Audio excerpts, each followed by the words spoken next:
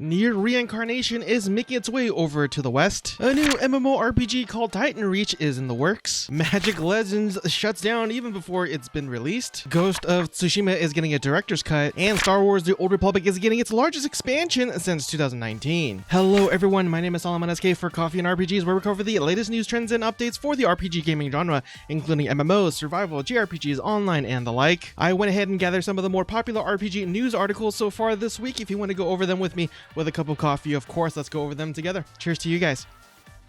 Consider hitting the subscribe button down below, as well as the bell notification right next to it. Thank you. And as always, let's go ahead and start things off with a quick news and headlines so far. And these are the news articles that don't require a whole lot of explanation. And to start things off, New Genesis celebrates Phantasy Star Online 2's 9th anniversary with event quest and special enemies. And so therefore, obviously, there's going to be special events going on with limited time rewards, I would assume. And to all the Guild Wars 2 fans out there, you're going to have to wait just a little bit longer, unfortunately, for the End of Dragons expansion that was originally supposed to be released this year in 2021, but has been pushed back to 2022, unfortunately. And again, that's because of the whole pandemic that a lot of companies had to face this year. And just a quick reminder for all the original Guild Wars fans out there, yes, this is the expansion where it takes you back to Cantha. And to all the Star Trek Online fans out there, it looks like there's an event going on that's kind of has that summer vibe. But yeah, anyways, it goes on to say that Star Trek Online's Lohlunat Festival, I don't know how to pronounce that, I do apologize, is live now for special rewards and quests. And in MMORPG's next article here, it says that Todd Howard, Elder Scrolls 6 is still in the design phase. And so if those of you who are waiting for more Elder Scrolls 6 news and gameplay footage and trailers and whatnot, looks like we're just gonna have to wait just a little longer, because according to him, they're still designing the game. And to all you old school Final Fantasy fans out there, Square Enix is doing a digital remaster of the earlier Final Fantasy games, as it says here that Final Fantasy 1, 2, and 3 remasters are landing this July. And so that's a pretty quick turnaround in my opinion. But yeah, this is actually pretty exciting news for me, as I grew up on the Final Fantasy series on the original Nintendo console. And yeah, this sounds really cool. And again, to all you old school JRPG fans out there, in their next article from Gematsu, it says that Mana Series All-Stars Action RPG, Echoes of Mana, announced for the Android and the iOS. Now, this title will launch as a free-to-play title with in-app purchases in 2022. Now, one of the bigger updates that Fallout 76 will be having is their sort of legendary crafting system, which you could actually take a look down in the pinned comment section below, as I'll have a link to this article up. And there's a 10-minute video of the devs kind of explaining what to expect, what you could do in terms of the legendary items that you could create in the game now. And another article from Gematsu.com, it says here that NieR Reincarnation launches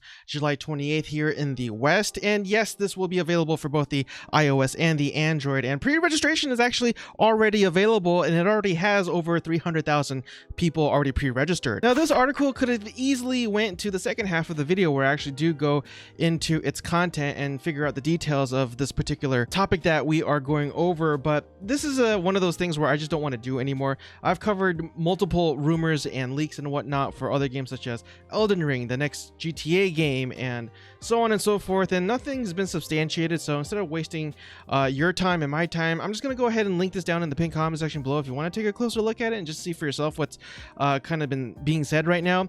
The only rumors and leaks that's constantly been true over time is the Genshin Impact ones, and so I'll still cover those because those proved itself to be true at the end. But things like this, I can't substantiate it, unfortunately. But again, if you want to take a closer look, again, let me know what you have found out. Next, we got an article from PCGamer.com, and it says here that Elite Dangerous Odyssey's planetside missions can now be shared with friends. And it says here towards the bottom that Odyssey's update 5 brings land missions in line with other spacefaring counterparts, letting you share gigs with your wing. Items and objectives will all count towards the same pool, with everyone eligible for the same rewards. And for the last quick news and headlines article for this video, it says here from PCGamer.com that we won't see Dragon Age 4 or the new Mass Effect at EA Play Live this month. Now, if you didn't know already, a lot of these companies out there are showcasing their own game event, very similar to E3, but obviously only showcasing the games that they are developing within their own brand. But yeah, if you are curious about the EA Live Play event, this is actually taking place on July 22nd, so definitely check out their official social media for more information. All right, so let's go ahead and go over some of the main stories of this week. And in their first article from MMORPG.com, it says here that TitanReach is an upcoming social skill-based MMORPG. So some details about this game that I didn't know before, or actually never even heard about this MMORPG, is that TitanReach actually began as a passion project of sorts in 2019 by the studio's founders, Fish and Unravel, and I guess that's the name of the studio. However, they've since expanded their team to 16 people, with the game currently in early stages of development. Now, one of the things that actually stuck out in my mind when I read this article was the fact that they're trying to change it up a little bit so that quests aren't as bland and that there are more meaningful ways to do them, because one of the biggest problems, in my opinion, in MMORPGs is that a lot of the quests that you do are just, again, bland, boring, soulless, because you just go take a quest, kill something or fetch something, come back, get a reward, rinse and repeat. That's it. And yeah, that's pretty boring, but it does say here in the Reddit post, they touch on their intent for meaningful quests which tie into a larger overall story. Specifically, they want to avoid the generic kill X monsters or give X items to NPCs. Social systems were discussed, with parties trading, PvP, guilds, dungeons, co-op, skilling, minigames, and tavern games as well. The team is also targeting a player-driven economy with action-based combat with dodge mechanics, ranged weapons, and various other abilities as well. And so, yeah, a lot of it also does sound like your run-of-the-mill MMORPG, but at the end of the day, I'm really curious as to how they're going to make the mundane quest and the mundane grinding a little bit more interesting, a little bit more meaningful, and even eventful, maybe even fun. Who knows? But yeah, I think that's something that is really worth mentioning and trying to tackle, because I think a lot of these companies try to do something really meaningful. I know Guild Wars 2 tried doing that with their sort of world quest event, where you just kind of group up together when you show up, and the quest just kind of takes place on its own in the world, and I thought that was actually really interesting too. It does go on to say that TitanReach is currently in early access, which requires a purchase to play, but you can register for a free account here, and there is a link. You just can't see it because I highlighted it. And yeah, you could learn more from their official Discord as well, and they have a full release in the fourth quarter of 2022. And in their next article from MMORPG.com, it says here that ex-BioWare Mass Effect head Casey Hudson announces Humanoid Studios, and this is pretty exciting because if you played a lot of BioWare games, you see his name pop up, very similar to like the way Star Wars movies uses you know, the special thanks to George Lucas and all their credit scenes, and so you'll definitely notice his name in the credits as well. But anyways, he did leave BioWare, I believe sometime last year, and I guess he's setting up his own studio to make more games. It doesn't really say what type of games he's gonna make. It does have sort of a list of positions that they are hiring for his new studio, but I really hope that he continues to make really awesome RPGs, but who really knows at this point. Next, we're going to be talking about Black Desert Online, and this is kind of older news a little bit, but I thought it'd be worth mentioning anyways. In Black Desert Online, they did announce a new class, which is called the Corsair, and to be honest, I haven't played a whole lot of this particular class, but I really enjoy playing it because it is... one of the words that I could describe it is really smooth, very fluid. The way she moves across the world and with her dodge and dashing skills, it's very fun to play. It's very fluid, and the way that she goes underground, there's some skills where she actually turns into that mermaid. She goes underground and attacks enemies and whatnot. I'm having a lot of fun with this class. Very, very... I don't know. I don't know if I'll ever main this class. I really do enjoy playing the Musa for everything that I do, but the Corsair is just, there's something, it just feels really right. They did a wonderful job in terms of the fighting animations, the attack animations with this one. Now, I'm not exactly sure how well she does compared to the other classes out there in the game when it comes to grinding, when it comes to PvP, and soon we're going to have dungeons in the game too, and so nobody really knows how well that class is going to do with that, or any class for that matter. But anyways, if you want to go ahead and jump back into Black Desert Online and play the Corsair, I would highly recommend it. The Hashashin was actually a really solid class. I really enjoyed playing that. The Sage, I was really bored. I didn't even bother leveling her, and much less the previous season server that we had. And the other class, the Sage class, I didn't even bother with that class either. Although I will admit, it feels really solid, but that's just a feeling. I can't really give you a logical reason as to why a Sage is better at other classes when doing certain things like PvP, for example. But in terms of just the way the class feels, I know that's very subjective. I really like the way she just moves around, and I like the attacks and whatnot. But anyways, that's just me. And really quick, with the release of this character, they did release the summer season event going on right now, so you could definitely make a character with the season servers they have going on right now. They actually, I believe, skipped a season. There wasn't a fall season server or anything like that from what I can tell. And before we move on, we do have another article here from massivelyop.com talking about Black Desert Online, but they have a code here which I actually didn't know about, so I'm glad I ran into this article. If you input the code 2021 SEASONISHERE into their account, you actually do get free goodies such as beginner blackstones to boost your weapons and armor and whatnot. And so yeah, definitely put that in if you are playing Black Desert Online right now. And in more unfortunate news, we have an article here from Gematsu.com, and it says that Magic Legends to shut down on October 31st. And yeah, this game hasn't even been released yet, and they're shutting it down for whatever reason. And I know there's going to be a lot of Perfect World Entertainment memes down in the comment section below saying, you know, haha, I told you so. This is what you get for really crummy monetization and cash up items in their games that they're stereotypically known for. But in any event, I was kind of excited about this game because we are talking about the Magic franchise here. But I will also admit that I was a little less interested when they announced that this wouldn't be an MMORPG, rather a sort of online RPG with multiplayer capabilities and whatnot. And so still kind of interested, but not really. But I definitely would have liked it more if it stayed an MMORPG. But yeah, they announced that this game is shutting down. They're not going to even bother releasing it for the consoles as they previously announced before. And you know, they released sort of your stereotypical PR apology and thanks for the community for your interest in the game and whatnot. But at the end of the day, I guess they just weren't garnering enough support and interest in this game. And unfortunately, despite its sort of brand recognition that they were using with the whole Magic series and franchise and whatnot. But anyways, if you do have questions, if you are somebody who has spent money in this game, you are being refunded. There is definitely more information if you actually take a look at this article, which again, I'll have it down in the pinned comment section below if you're one of the few who unfortunately spent money on this game. But yeah, sorry to say, you know, it's always bad to see games go, but at the end of the day, I believe also at the same time, this is one of those instances where the customers or the consumers definitely voted with their wallet. And as always, I do apologize that the title is cut off on the right there because this is an article from altchar.com. It always seems to happen with altchar.com. Anyways, it does go on to say that Genshin Impact Update 2.0 release date has apparently been revealed. And it does go on to read that Genshin Impact Update 2.0 will be the largest update that the game has seen since its release. A couple of recent leaks have apparently revealed that the date of this new patch is closer than we think, and it's apparently going to be dropping on July 9th. Now, according to this leak is somebody by the name of Sakuna, and the again, the release date of 2.0 is apparently on July 9th. A recent leak also was posted in the popular Wangsheng Funeral Parlor Discord, which apparently also has a bunch of various leaks and information about Genshin Impact and whatnot. But it also goes on to say that they've noticed that they've mentioned a video announcement as well, which is an hour long apparently.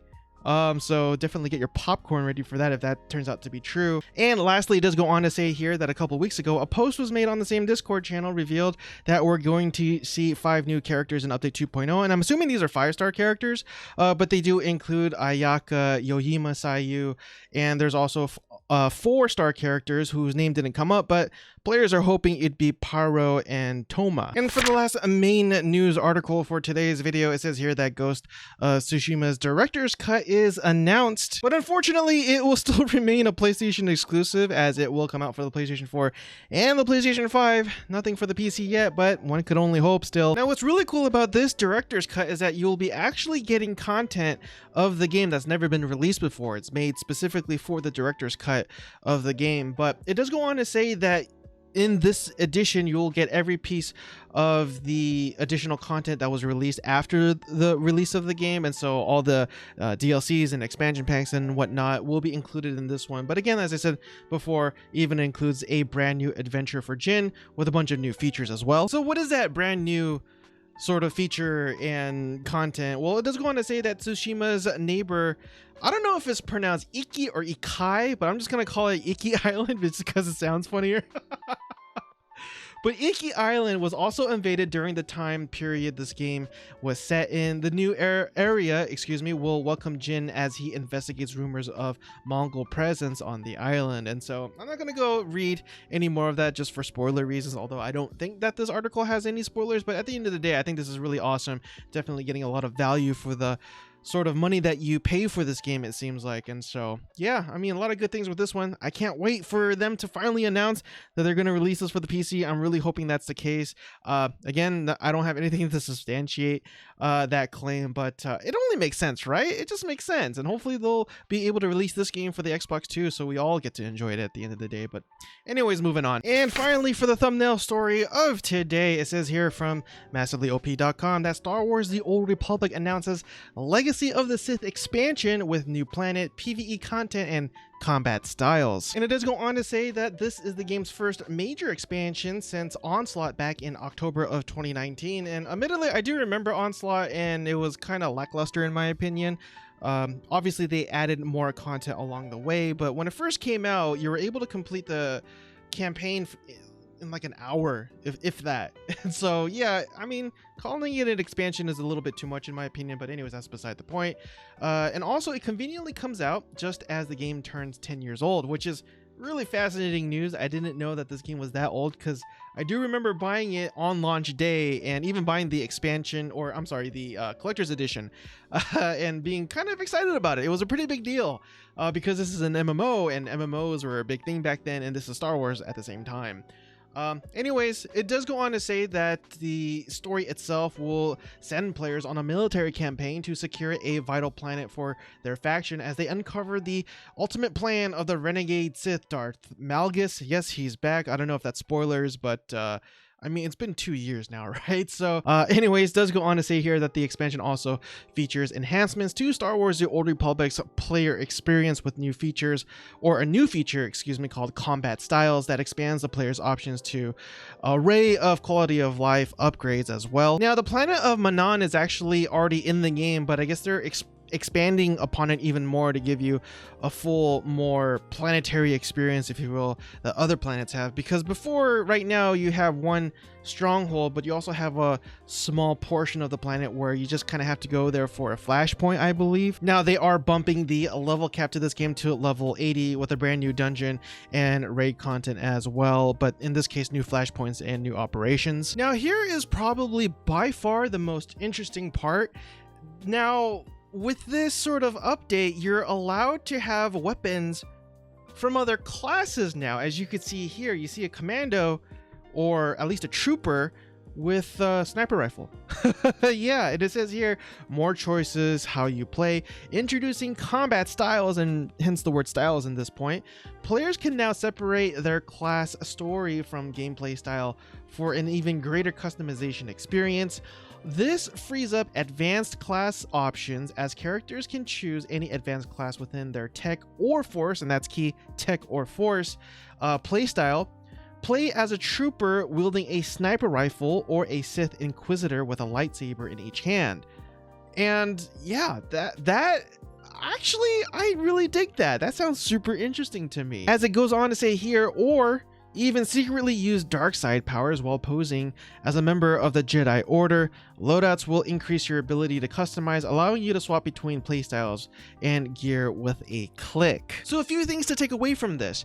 Notice how it says tech or force. And so if you, say for example, play a Juggernaut or a Guardian, for example, that potentially means you could actually use a double-sided lightsaber that only, I believe, assassins and shadows could use. I believe that's the mirror class on the Sith side, right? It's been a while since I played this game, unfortunately. But to me, yeah, I think that sounds really cool. Now, what it doesn't do, from what I can tell, is that it doesn't actually give you the abilities from the other classes. So, for example, if you play a Shadow or a Guardian, for example, that I mentioned before, it doesn't allow you to actually stealth like a Shadow does, even if you were to use a double-bladed lightsaber in this case. And so this is just purely for combat styles, as it says here in the article. And but at the end of the day, I could understand why some people might be a little turned off by this, because then each class loses their sort of distinctive look, if you will, you actually know what a shadow is because it uses the double lightsabers. But I don't know. At the end of the day, I think more customization is always a good thing. One of the classes that I absolutely love playing is the gunslinger, and even though it's pretty cool to kind of shoot things with 2 handguns, it just feels a little less like I don't know, a gunslinger in terms of its playstyle, because I played a SWToR. Not as well as, say, a sniper where you actually get to use a sniper rifle, and so I think that's really cool. Again, it says here tech or force, and so there's no way you could actually use a lightsaber on a gunslinger, keeping at least those two separate. But at the end of the day, I think this is a slow trend that they've been going towards, because even then you were able to use a lot of the sort of cash shop armor items in the game and apply them to whatever character you wanted, even though that the cash shop item is clearly a Republic commando armor skin. You could actually use it on the Sith side and kind of make your character look like a commando there, or a trooper rather, or something like that. And so yeah, at the end of the day, I support this move. I think this is really cool. I can't wait to jump back and be able to change up my play style, or combat style rather, and have my guardian with dual lightsabers, because I think that's an awesome idea. Because truth be told, I'm not very good with the shadow unless you're talking about the tank shadow class, and even then I'm only good with that on PvE. I completely am horrendous with it in PvP. But anyways, I'm blabbing on. But at the end of the day, yes, you're going to get new content, you're going to get new story, you're going to get new flashpoints and operations and whatnot, which is definitely fun too. But to be able to customize your character even more, that's the cherry on top for me, and I definitely gonna have to jump back to get to experience that. Again, this is gonna be in the holiday season of this year, which is right around the corner, relatively speaking, of course. And so let me know down in the comment section below if you play Star Wars: The Old Republic and what you're looking forward to the most. And that does it for today's video. I really do appreciate it if you made it with me so far, because the watch time significantly helps with the algorithms. And yeah, if you haven't done so, please consider hitting the subscribe button down below, as well as the bell notification icon right next to it. Trying to get to 1,000 subscribers before the end of this year, so any help is definitely appreciated. Anyways, everyone, I will finally let you guys go. Hope you guys have a blessed night, and I will see you guys next time. Cheers again, everyone.